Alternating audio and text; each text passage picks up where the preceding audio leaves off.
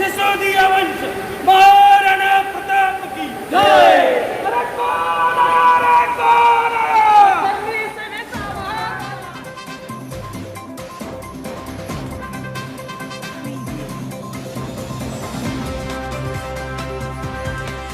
Mumbai international airport पर करनी सेना के पदाधिकारी राष्ट्रीय अध्यक्ष सूरजपाल अम्मू जी को रिसीव करने पहुंचे, जहां उनका स्वागत सम्मान किया। जी हां, आपको बता दें कि रविवार 13 दिसंबर को मुंबई में करनी सेना कार्यकारिणी बैठक का आयोजन किया गया।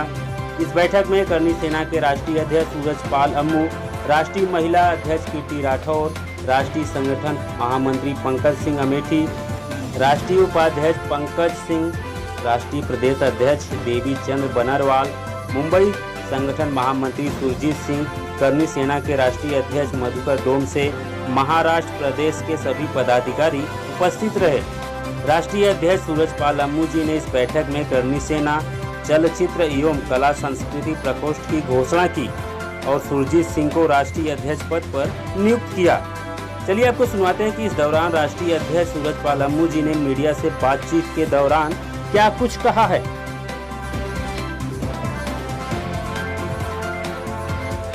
क्या कार्यक्रम है उसके बारे में जरा बताइए। महाराष्ट्र करनी सेना के प्रदेश के पदाधिकारियों से मुलाकात करने के लिए आज मेरा आगमन हुआ है। मैं 2 दिवसीय दौरे पर मुंबई आया हूँ।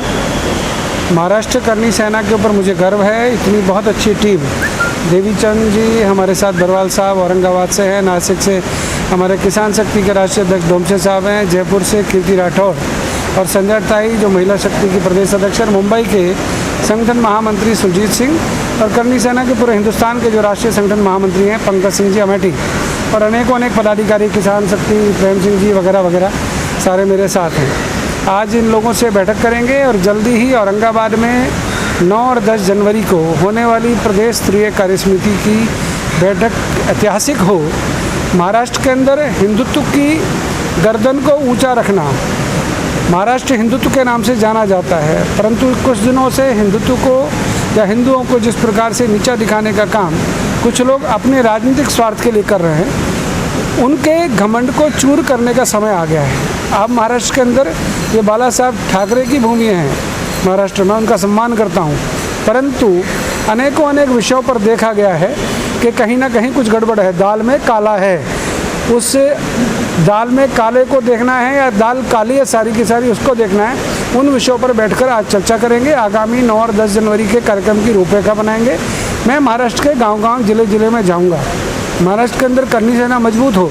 हम पूरे देश के अंदर 22 राज्यों में काम कर रहे हैं। महाराष्ट्र में हमारा पूर्ण रूप से हमारा ध्यान है, क्योंकि ये महाराजा छत्रपति शिवाजी का धरा है, भूमि है, जिन्होंने अपने आत्मसम्मान के लिए, बहन बेटियों की रक्षा सुरक्षा के लिए हमेशा बलिदान दिया और उनकी रक्षा की। आज मैं ऐसी धरती पर आया हूँ, पावन धरती पर आया हूँ, वीर शिरोमणि छत्रपति शिवाजी महाराज की धरती पर आए हूँ अपने करनी सैनिकों को और मोटिवेट करने के लिए। हमारी राष्ट्रीय टीम के पदाधिकारी भी यहाँ पर हैं। निश्चित तौर पे 2 दिवसीय दौरा ऐतिहासिक होगा और बहुत अच्छे निर्णय लेकर आपको निर्णयों की सूचना आगे दे दी जाएगी। तो एक सवाल है, इसमें लव जिहाद से हिंदुत्व जो है खतरे में पड़ा है। हिंदुस्तान में लव जिहाद नाम का शब्द खत्म करने की हमने ठानी है करनी सेना ने।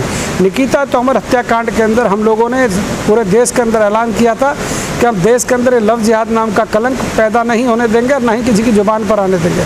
अगर कोई लव जिहाद के मामले पर धोखाधड़ी करके कोई इस प्रकार की हरकत करता है तो मुझे ये कहने में कोई दो राय नहीं है कि हम लोग हाथ पैर भी चलाना जानते हैं, हम लोग कानून का सम्मान करते हैं, परंतु जो हमारी बहन बेटियों का सम्मान नहीं करेगा, हमारे देश का कानून का सम्मान नहीं करेगा। महाराष्ट्र सरकार से मांग करता हूं, जैसे कर्नाटक के अंदर, हरियाणा के अंदर, उत्तर प्रदेश के अंदर लव जिहाद के ऊपर कानून बनाया जा रहा है, महाराष्ट्र सरकार भी लव जिहाद के ऊपर कानून बनाएगी। मुझे उद्धव ठाकरे साहब से बहुत उम्मीदें हैं। मैं उस परिवार को पिछले 32 सालों से जान रहा हूँ जो हिंदुत्व के नाम से जाना जाता था। मुझे पूरी उम्मीद है उद्धव ठाकरे अपने अन्य साथी दलों के साथ मिलकर उस पर चर्चा करके महाराष्ट्र में भी लव जिहाद के खिलाफ कानून लाएंगे।